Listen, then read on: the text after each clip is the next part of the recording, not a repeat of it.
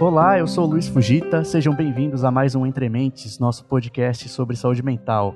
O Brasil teve seu primeiro caso de Covid-19 confirmado em 26 de fevereiro de 2020. Mal tinha dado um mês dessa data, ali pelo dia 24 de março, quando a gente tinha estado no país que não tinha nenhum caso da doença, o plantão judiciário da Justiça do Rio já informava que casos de violência doméstica tinham aumentado 50% naqueles últimos dias, né? Quando a gente fala de violência doméstica, é claro que as vítimas, na maioria, são mulheres ou crianças, né? E nesse caso, 70% desses registros se referiam a agressões a mulheres.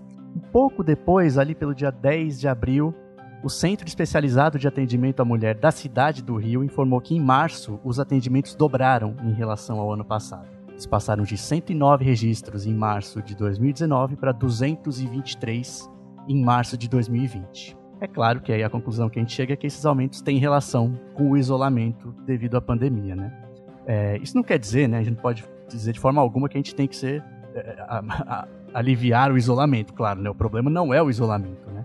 O problema é a violência de gênero. E é sobre isso que a gente vai conversar com a Marcela Ortolan, que é psicóloga da Defensoria Pública do Paraná e faz um trabalho justamente com questões de gênero, né? Obrigado por ter topado a entrevista, Marcela. Eu que agradeço, Luiz. Muito importante, um tema bastante importante para a gente conversar nesse momento. Quando a gente pensa em violência doméstica, a gente pensa muito em violência física, né? Já vem a imagem na cabeça, assim, de um homem batendo numa mulher, né? Mas existem outras formas de violência, né? Esse conceito de violência é mais amplo do que a agressão física. Queria que você falasse um pouco sobre isso. Sim, a gente tem muito essa ideia, né, que violência doméstica enfim, é uma violência física, é olho roxo, alguma coisa assim, né? A violência física, ela também acontece, ela é bastante importante. Contudo, existem pelo menos 5 tipos de violência doméstica, né, que a Lei Maria da Penha traz pra gente, que é a violência física, a psicológica, a sexual, a patrimonial e a moral. E nem sempre elas são muito levadas em conta, né? Então, por exemplo, a patrimonial, você pegar um objeto e quebrar, ela é uma violência também, né? Você está fazendo, não está necessariamente batendo na pessoa, mas você está ameaçando ela de alguma forma. Fazer o uso de um dinheiro, né? Que, enfim, as pessoas estão fazendo uma economia para comprar alguma coisa em conjunto e daí fazer uso desse dinheiro. É uma forma de violência patrimonial também. A violência sexual ela é bastante pouco discutida dentro dos relacionamentos afetivos. Então, é muito comum casos de estupro conjugal, por exemplo. Contudo, não costuma ser muito falado sobre isso, né? Porque até não muito tempo atrás estava na lei que a mulher devia ao homem, né, favores sexuais. Então, assim, ela teria que ter uma relação sexual com o homem, independente dela querer ou não. Fazia parte das obrigações do casamento dela. E aí, enfim, felizmente, né, esse estatuto, ele caiu, né, com a Constituição, mas, enfim, está na nossa cultura esse tipo de questão. E aí a gente tem a questão psicológica em si, né, que é uma série de coisas que podem acontecer, nem sempre são levadas em conta, muitas vezes são tidas como violências menores, contudo, tem consequências na vida da mulher tão graves, né, quanto uma violência física, e elas precisam ser atacadas também, precisam ser combatidas. Como que é um exemplo de violência psicológica, Marcela? Bom, um exemplo bem clássico, tem até um nome, que é o gaslighting, por exemplo, que é você fazer com que a mulher duvide, acredite que está louca, e faça com que pessoas ao redor dela acreditem que ela está louca também. Então, você começa a fazer com que ela duvide da própria saúde mental dela, da própria, né, da lucidez, daquilo que ela está vendo, das coisas que ela está, enfim, percebendo.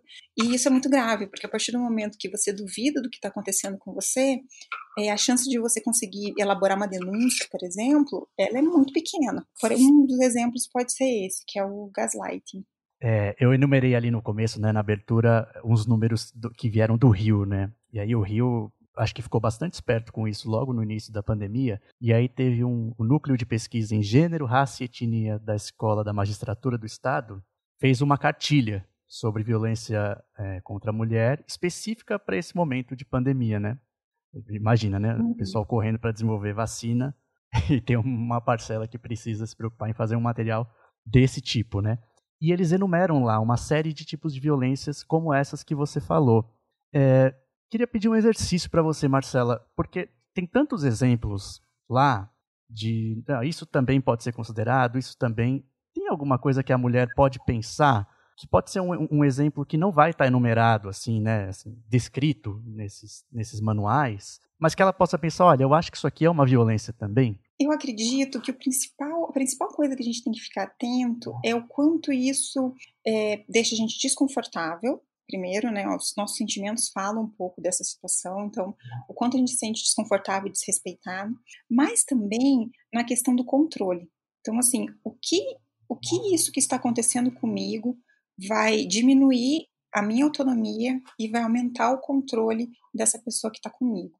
Então, por exemplo, né, a própria questão do isolamento, né, mas é muito comum em violência doméstica a mulher ser isolada dos amigos, familiares, de diversas formas, não só geograficamente trancada em casa, né, mas dessa forma como eu comentei, começar a falar que ela é louca, ou começar a criar intriga, falar que não, eu não gosto dessa sua amiga, eu não gosto daquela da sua mãe, eu não gosto do seu parente, né? E não de uma forma assim, eu não gostei dessa atitude da sua mãe, eu não gosto da sua mãe com você, né? E aí vai afastando a pessoa de pessoas importantes da vida dela e que podem ser uma rede de suporte.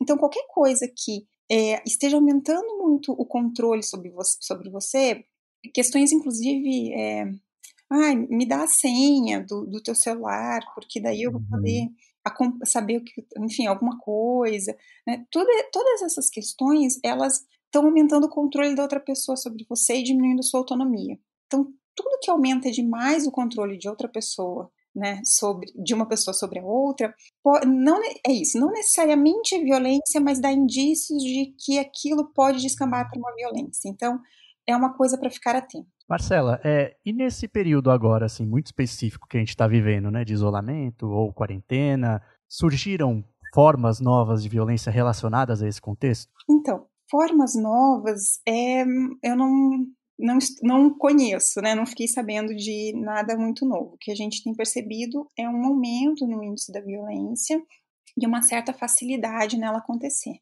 Por um pouco por essas questões que eu já comentei, né? Então você tem um contexto específico, no caso da quarentena, uma é que as pessoas ficam mais em casa, então, né, isso você já tem, a casa não é um lugar seguro para todo mundo, né? Uhum. Inclusive, o MP do Rio, de São Paulo, lançou uma nota falando que a casa é provavelmente o lugar mais perigoso para a mulher, né? Porque já que 66% dos feminicídios acontecem em casa. A gente tem uma questão aí de diminuição de renda das pessoas, então Sim. umas dificuldades maiores financeiras, né? As mulheres, inclusive, que são a maioria entre os trabalhadores informais no Brasil, mas também todo mundo, a estimativa é que mais de 60% das pessoas tivessem diminuição na renda durante esse período, então, tanto homens quanto mulheres, aumento do desemprego, né? Nem todos os locais estão pagando seus funcionários, algumas lojas, fábricas, enfim, fecharam. E aí você tem com isso uma aumento de dificuldades financeiras que não são, isso, não é aquilo que provoca violência doméstica, contudo, são fatores de risco, então se aumenta esses fatores de risco. Aumenta também a dificuldade da mulher de fazer uma denúncia, Sim. então ela tem uma dificuldade aí de sair de casa, de encontrar outras pessoas, inclusive para reconhecer que está sofrendo violência, né? Aquela conversa, às vezes, que você tem com uma amiga, com um colega de trabalho, que vai levar você a ter um reconhecimento de que aquilo que você está sofrendo é uma violência, diminui, né? E você tem muito mais dificuldade de ir para uma delegacia, por exemplo, né? Fazer um boletim de ocorrência. Você tem um aumento da frustração também, né? Então, os homens, normalmente, quando ficam em casa, eles têm muita a identidade muito ligada ao trabalho, todos nós temos, mas os homens em especial têm essa identidade ligada ao trabalho e menos as atividades domésticas, né?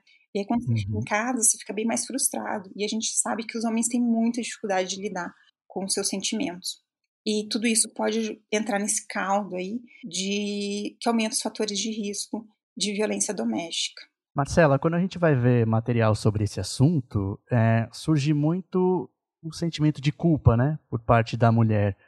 Como que esse sentimento surge numa vítima desse tipo de situação, se pra gente é tão claro que a pessoa está sofrendo uma violência, né? Por que ela se sente culpada? É porque nem sempre é tão claro, né, nem sempre é Hum, tão claro para a sociedade como um todo, inclusive.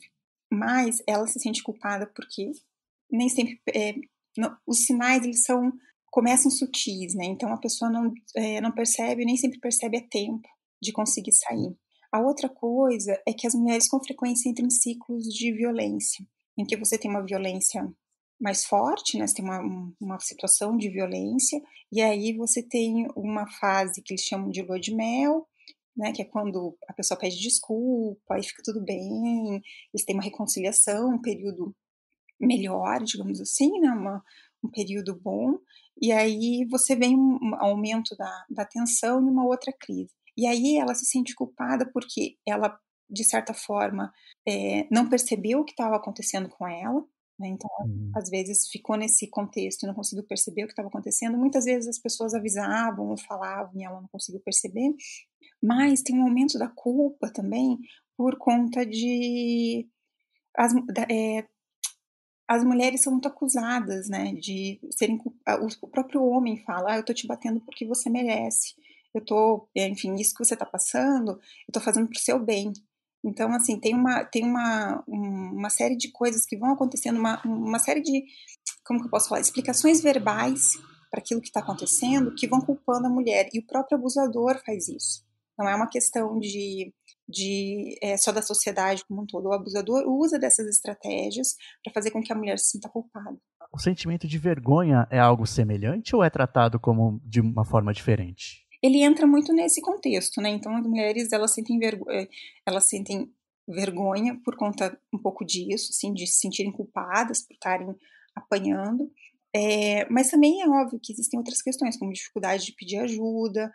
Às vezes você vai até um órgão, né, que deveria tratar essa violência, e lá você é novamente revitimizada, então você acaba é, tendo vergonha com relação a isso. Tem outras questões, como por exemplo, a figura da mulher está muito ligada, o valor dela, né, infelizmente na nossa sociedade, com frequência está muito ligada a ela estar acompanhada de alguém. Então o Sim. casamento é tido como uma espécie de vitória na vida, né. Eu não estou falando isso que as pessoas acreditam nisso, né, assim, que todo mundo acredita nisso, não é isso. Mas a nossa sociedade tem um pouco dessa questão, assim, né, para as mulheres é muito importante estar num relacionamento afetivo, estarem casadas muitas vezes, e aí com isso, que ao final, e elas são responsáveis por esses relacionamentos, né, então se um relacionamento não deu certo, ela muito provavelmente vai ser responsabilizada por isso. Então ela também tem essa questão de tentar até o final fazer aquele relacionamento dar certo, e muitas vezes nesse processo acabar deixando ficando vulnerável a violências. Marcela, numa situação que a mulher entrou nesse ciclo, né, que você falou, que vai se repetindo de violência, e a gente não precisa nem falar assim em transtornos no sentido de um diagnóstico muito preciso, né, mas o que que isso provoca nessas mulheres, né? Que estado emocional, que elas acabam desenvolvendo por conta dessa situação? Aí varia um pouco de cada pessoa e da situação que ela está passando. Mas existem várias coisas que podem acontecer ao longo do processo, desde depressão, então elas podem ficar em depressão, né, porque afinal de contas qualquer coisa que elas fazem está errado e não está certo, então um aumento desses índices. Elas podem a longo prazo sofrer de, por exemplo, um transtorno de estresse pós-traumático, né, então Uhum. uma série de ansiedades e situações aí de ansiedade longe já desse contexto, mas que ainda continuam acontecendo, porque aquilo foi um evento muito intenso. Elas podem desenvolver dificuldade de terem novas relações ou de se relacionar com outras pessoas. Podem ter dificuldade também de construir relações saudáveis a partir disso, né, depois de uma experiência tão intensa e tão complicada. Os impactos psicológicos da violência doméstica, eles são bem amplos e eles são bem entranhados na vida da mulher depois disso, né. Então você conversa com uma mulher que sofreu algum tipo de teve algum relacionamento aí que teve essas violências, é muito provável que ela vai levar essas consequências psicológicas por muito tempo na vida dela. Então, e é isso, né, você Não é uma coisa assim, aconteceu a violência e necessariamente vai acontecer isso, diferente da violência física, né, que você tem, uma, sei lá, houve um tipo de violência lá, a pessoa quebrou a perna, ela vai, por conta disso, ela vai ter essa consequência, né. Mas a violência psicológica, ela é mais ampla, ela perpassa em várias áreas da vida, muitas mulheres perdem emprego, por exemplo, tem outras relações afetadas, então essa perda de apoio social, nem sempre ela consegue recuperar isso quando ela sai desse relacionamento, né? Os familiares às vezes ficam muito chateados com ela, os amigos, enfim, pessoas que avisaram muitas vezes sobre isso. Ela pode, aquilo que a gente comentou antes da vergonha, né? Ela pode sentir vergonha de procurar essas pessoas. Então, assim, as consequências psicológicas elas são bem amplas na vida dessas mulheres. E não é só, digamos, que mesmo que uma mulher consiga sair dessa situação, né, se afastar desse companheiro, não significa que acabaram os problemas, então, né? Sim, não significa. E, assim, o que a gente percebe também é que muitas vezes ela pode se afastar e nem sempre isso dá segurança para ela, né? Alguns companheiros vão perseguir, vão, mesmo ela indo para outro local, saindo de casa, se separando, isso não é uma garantia para que a mulher se livre do problema imediatamente, né? Então, ele ainda perdura por um tempo também na vida dela. Algumas mulheres têm filhos com seus agressores, né? Esse tipo de relação é levada por bastante tempo depois. Então, assim, a gente tem uma série de questões aí que vão aparecer nessas questões de violência e que ela não termina com um episódio de violência, né? Ela pode continuar na vida da mulher, mas os impactos psicológicos são bem amplos e podem ser carregados aí para o resto da vida. Marcela, eu confesso que quando eu tive a ideia, né, de fazer esse episódio, eu consultei a Júlia, né, que foi quem indicou o seu nome, mas eu falei um pouco para ela assim, nossa, mas eu tô um pouco em dúvida, porque aí voltando para essa situação que a gente está agora de confinamento, né, eu fiquei com receio de ser um beco sem saída, sabe? Tipo, nossa, mas como é que uma pessoa que vive essa situação e agora está presa dentro de casa, será que tem alguma coisa que ela possa fazer, né? E a gente vai falar, vou fazer um episódio que não dá pra fazer nada, sabe? Aquela coisa desesperançada e frustrante. Queria que você respondesse, porque eu fico muito agoniado. O que uma pessoa pode fazer, né? Para não ser só isso. Vai ter que passar quando a gente sair da quarentena que vai dar para fazer alguma coisa. Espero que não seja isso. Olha, esses dias a gente estava fazendo um levantamento, eu participo de um grupo da BPMC sobre que a gente está falando sobre Covid e tal, e aí surgiu a ideia de fazer um levantamento dos números de telefone que estão sendo disponibilizados na quarentena, né, das formas de como, enfim, pode ser feita uma denúncia, por exemplo. Então, assim, a primeira coisa é, os órgãos públicos continuam trabalhando, ainda que eles tenham, né, enfim, devido à pandemia, né, eles precisaram também se readequar, mas devido à pandemia, muitos deles, inclusive, liberaram chats, por exemplo, no Telegram, no WhatsApp, telefones que você pode contatar. Então, isso é uma coisa. Existem canais, os canais que já existem continuam funcionando e novos canais estão abertos para você poder fazer uma denúncia, mas não só fazer uma denúncia, buscar uma orientação mesmo. Então, isso é importante. Então, a gente tem os órgãos públicos se prepararam, né? Como você falou aí, que o pessoal do Rio de Janeiro, logo no começo, já falou sobre esse aumento. A gente tinha, bem nos primeiros dias, logo que começou a se falar de quarentena aqui no Brasil, os dados da China apareceram para a gente. Lá eles tinham tido um aumento de mais ou menos 50%.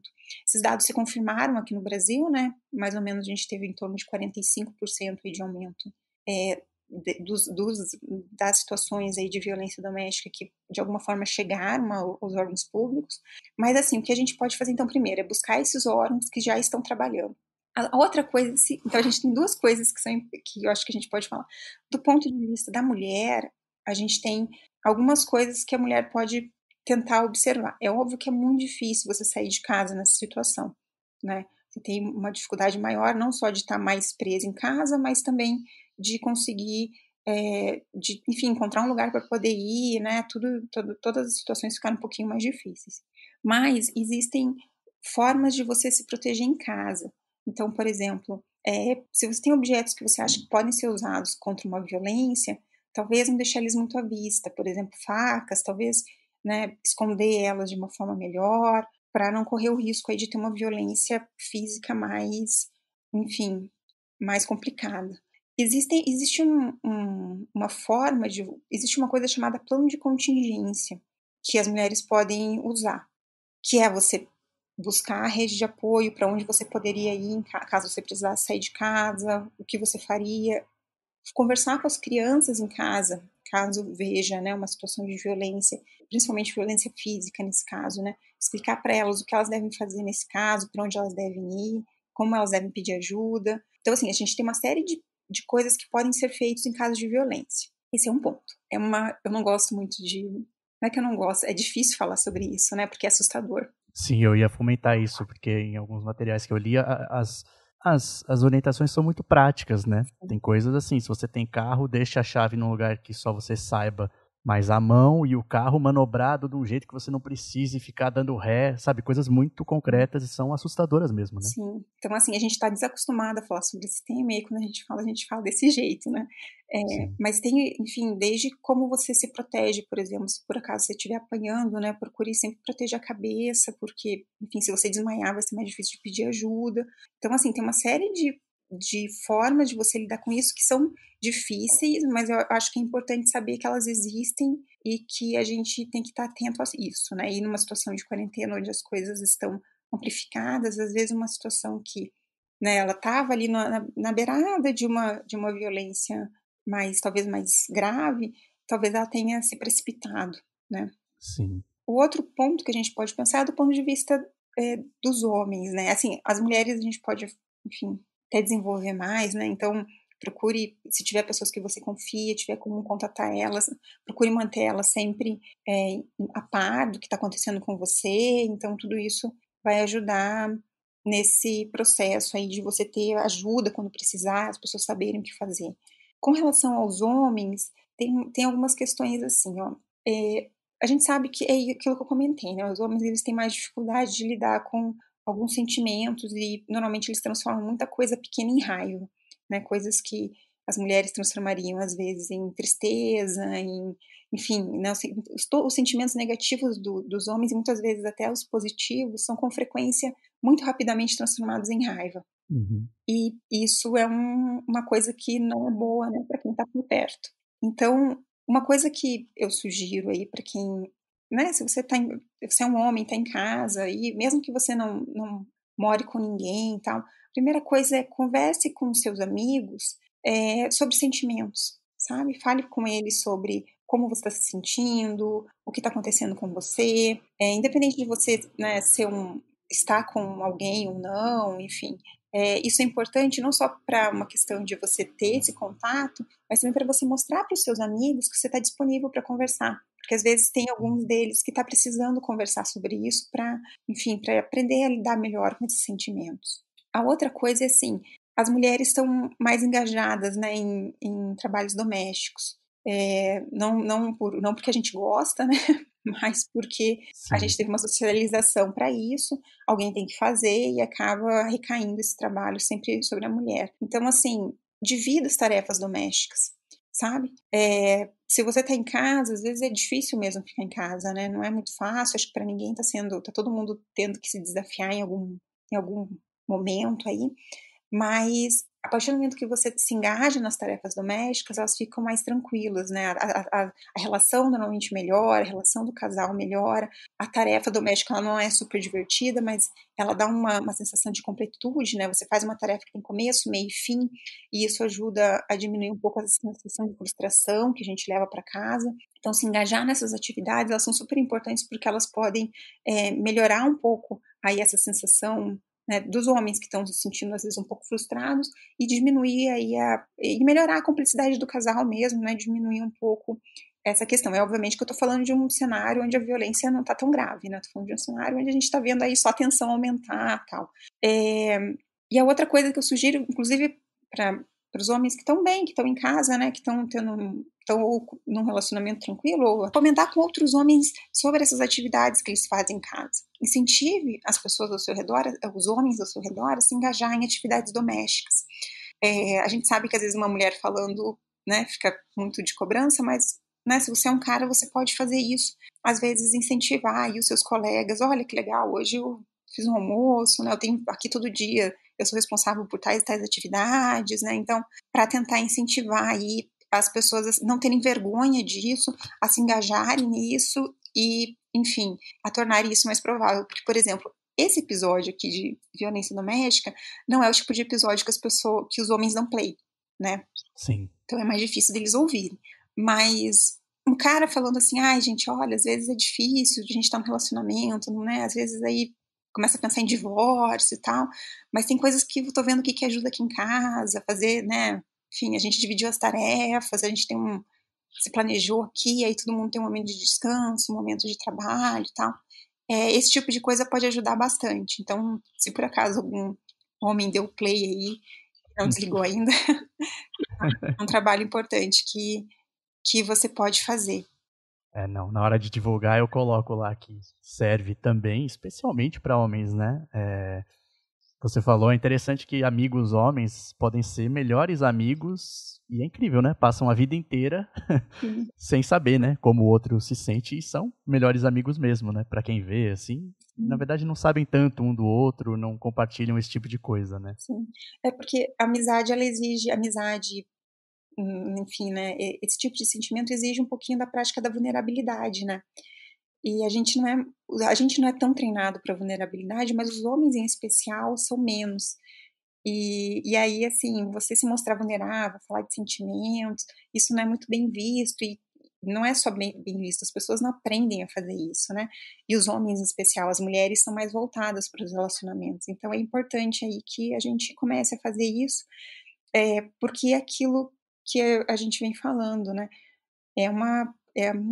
A quarentena a gente não sabe quanto tempo vai durar, e a violência doméstica em si, ela já está aí no mundo e a gente precisa combatê-la de alguma forma. Então, se a gente puder levar da quarentena, né, desse momento de isolamento, algumas lições, talvez essas possam ajudar a gente a combater outros problemas que a gente vai ter no futuro, né? Sim. A gente falou um pouquinho, Marcela, aquela parte que a gente falou até que é muito assustadora, né, de planos, né, ou atitudes mais práticas, né, para se defender de uma violência doméstica. Tem algo que você possa dizer mais do ponto de vista mental ou emocional para uma mulher nessa situação ter mais segurança ou mais força para procurar uma assistência? Ó, não é sua culpa. O que está acontecendo com você não é sua culpa. É, não é fácil buscar ajuda. A gente sabe que, enfim, nesse momento fica ainda mais difícil, né? Você tem uma perda da privacidade, mas não sinta vergonha. E esse momento vai passar. Se você procurar ajuda, se você conversar com as pessoas que podem te ajudar, seja amigos, sejam familiares, sejam os órgãos públicos que são responsáveis por isso, seja o médico que você vai se consultar em algum momento, um psicólogo, você deve pedir ajuda, tá? Porque é uma situação difícil, as pessoas às vezes têm tabu em falar sobre isso, mas se está acontecendo com você, esse é o momento importante da gente tentar tomar uma decisão. E não importa quanto tempo você esteja passando por isso, você sempre pode, enfim, mudar a partir daquele momento. Então não se sinta culpada, não sinta vergonha, a culpa não é sua. É, essa situação que você está passando, né, a gente é bem estudada, a gente sabe exatamente de onde vem, né, não necessariamente exatamente, mas a gente tem ideia Sim. de quais são os fatores de risco, do que provoca isso, é uma questão social muito mais ampla do que você, então não é sua culpa, procure ajuda, porque, enfim, é isso que pode te ajudar aí a ter uma qualidade de vida melhor. Finalizando, Marcela, eu sei que pode variar muito, né, de caso a caso, mas considerando alguém que conseguiu, né, chegar a pedir ajuda e aí começou algum tipo de acompanhamento terapêutico, de forma geral, assim, o que que se procura trabalhar, né, nesse processo que eu imagino que possa ser bastante longo e variar muito, mas para dar uma ideia, assim, né, o que que se busca trabalhar com aquela pessoa que foi vítima dessa situação? Então, assim, ó, se a pessoa está passando ainda por essa situação, a primeira coisa a se trabalhar é a segurança, né? Então, é como manter essa pessoa o mais segura possível dentro daquele contexto. Mas se ela já passou, ou se ela está num processo também de um relacionamento, aqueles relacionamentos que, assim, estão ali naquele limiar entre violência e um relacionamento ruim só, muitas vezes é trabalhado autonomia, Então, formas de você, né, buscar a sua maior autonomia no seu contexto, eh autoconhecimento, reconhecimento daquilo que você faz, na sua vida, que são coisas positivas para você, para sua comunidade, buscar engajar essa pessoa em, questões sociais mais amplas, né, porque como a gente comentou, a pessoa vai ficando isolada ao longo da violência, a violência que isola. Então você se engajar em questões sociais, às vezes grupos de mulheres que também passaram por situações assim, ou que trabalham com alguma coisa, tudo isso pode ajudar a mulher a sair dessa situação. E, obviamente, o tratamento específico para cada, né, condição. Se a pessoa chega com, enfim, uma depressão, né, enfim, um transtorno do pânico, por exemplo, obviamente essas questões serão tratadas também. Mas, normalmente, autonomia, autoconhecimento e esse engajamento em questões sociais costumam ser o caminho que, pelo menos aí a terapia, feminista, né, que vem há mais tempo olhando para esses fenômenos, é o que eles costumam recomendar. E só para, enfim, para os profissionais, né, que possam estar ouvindo, quando você atende uma mulher que é vítima de violência, se ela tiver, você precisa fazer o reporte disso. O SUS tem uma plataforma, né, e lá tem um local para fazer a notificação, tem um formulário para você fazer essa notificação, então é necessário que você faça. Essa notificação, ela não é uma denúncia, então, assim, não vai gerar um processo, não vai ter policial batendo na casa dela, contudo, isso é importante por uma questão epidemiológica, para a gente saber quais são esses dados dessa violência.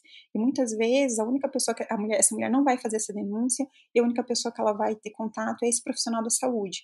Independente dele estar no serviço privado, no serviço, né, trabalhando numa unidade de saúde, independente de onde ele trabalhar, ele deve fazer o reporte nessa plataforma do SUS para a gente ter ideia desses dados. Então, mesmo um médico, um psicólogo, por exemplo, atuando no consultório particular, ele deve fazer esse reporte. Qualquer especialidade, né? Qualquer especialidade, um fisioterapeuta, né, quem aparecer ali na frente, qualquer profissional da saúde aí que esteja em contato com uma mulher em situação de violência, tem por obrigação profissional fazer esse reporte, né? Nem sempre, como é um tema que a gente nem sempre discute porque é difícil, às vezes a gente acaba não sabendo desse tipo de coisa, mas isso é super importante porque ajuda na construção de políticas públicas, que é o que vai mudar, né? Por mais que a gente fale individualmente de soluções e coisas que possam ajudar as pessoas, o que vai transformar essa situação são políticas públicas, seja educacionais, seja voltadas para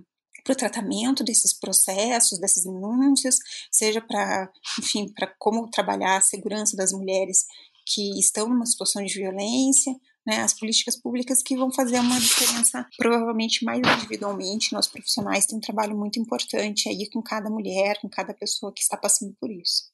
Legal. Obrigado, Marcela. Eu sempre deixo em aberto uma última questão, assim, ou para você falar algum tópico que a gente não trabalhou e que você acha importante, ou deixar uma mensagem final. Várias coisas que você falou aqui me pareceram uma ótima mensagem, assim, para ficar como conclusão. Mas tem algo que você queira mais chamar a atenção sobre esse tema? Bom, eu acho que o Brasil aí conseguiu, apesar das nossas dificuldades, né, nesse ponto a gente conseguiu ter algum tipo de preparo, assim, os órgãos públicos estão preparados para atender essas mulheres, né, a gente teve um aumento aí na disponibilidade de canais nesse momento e, sobretudo, assim, é um momento em que a gente precisa que todo mundo colabore. A gente sabe que tem ditados, né, que falam que em briga de marido e mulher ninguém mete a colher, mas a gente não pode não meter a colher nesse momento, né, já não podia Uhum. antes e agora mais do que antes. Então, assim, percebeu que tem alguém na sua família que talvez esteja passando por isso, uma amiga sua, um vizinho, é necessário que você ofereça ajuda, faça denúncia, chame a polícia, ligue para os canais disponíveis, converse com alguém, não deixe acontecer, porque muitas vezes essa mulher não vai ter oportunidade de fazer ela mesma pedir ajuda. Algumas vezes, elas não estão, por exemplo, com o celular disponível, né, elas vão precisar que você faça esse contato com órgãos públicos. Então, assim, se você percebeu que tem alguém no seu círculo de amizades que talvez esteja precisando de ajuda, ofereça essa ajuda da forma como ela for mais adequada, tá? Da forma como for mais adequada para você, né, naquele momento, seja denunciando, seja, né, enfim, conversando com a pessoa, para que a gente consiga diminuir aí o risco das mulheres, né, mulheres e também das crianças, enfim, que estão em casa aí muitas vezes em uma situação bastante delicada, isoladas com seus agressores. Então a gente não pode, como sociedade, como pessoas também responsáveis, né, por um fenômeno muito mais amplo, a gente precisa assumir a nossa parte nesse processo e fazer as denúncias, oferecer ajuda e fazer aquilo que tiver possível para poder diminuir essas situações de violência. Ok, muito obrigado, Marcela. Acho que foi ótimo para conscientizar, né, e tentar ajudar as pessoas que às vezes estão muito vulneráveis e às vezes se veem sem saída. Eu Muito obrigado, viu? E bom trabalho aí, um trabalho fundamental para a Muito gente. obrigada, eu que agradeço, parabéns pelo trabalho aí de divulgação, né, em geral, sempre, não só nesse momento, e obrigada pela oportunidade, espero que tenha sido útil para o pessoal. Obrigado, Marcelo. Um Um abraço. abraço. Obrigado por terem ouvido mais esse Entre Mentes. Esse é um assunto muito caro, né, para as redes Drauzio Varela e para todo mundo que trabalha aqui, né, esse assunto da violência contra a mulher. E como a gente viu, esse episódio tem orientações não só para quem sofre, né, para quem está numa situação de violência doméstica, mas para homens, para pessoas que conhecem quem está nessa situação. Então eu peço que, se você ouviu esse episódio e considerar que ele pode ajudar qualquer pessoa nessa situação, que indique, né? Ou para homens mesmo que você conheça, que podem se beneficiar disso, né? A gente viu algumas dicas que a gente falou aqui, né? Que são assustadoras, né? Que você precisa, se você for agredida, proteger a cabeça para não desmaiar, para não ficar impossibilitada de pedir ajuda, né? Imagina o grau de violência que a gente está falando, a gravidade desse tipo de situação, né? Mas a gente falou aqui também sobre isso, sobre as orientações que pessoas próximas, que sabem, né, que conhecem alguém que está nesse tipo de contexto, o que elas podem fazer para ajudar, os homens, o que eles podem fazer, até uma reflexão profunda, né, que a masculinidade precisaria fazer. Então, quem você identificar e que você conhece que pode ajudar de alguma forma a melhorar esse quadro que a gente tem, né? O Brasil, infelizmente, sempre é um dos campeões nesse tipo de estatística. Que indique, né? Se você acha que pode ajudar, indique esse episódio. Com certeza a gente vai ajudar muita gente. Obrigado, até o próximo.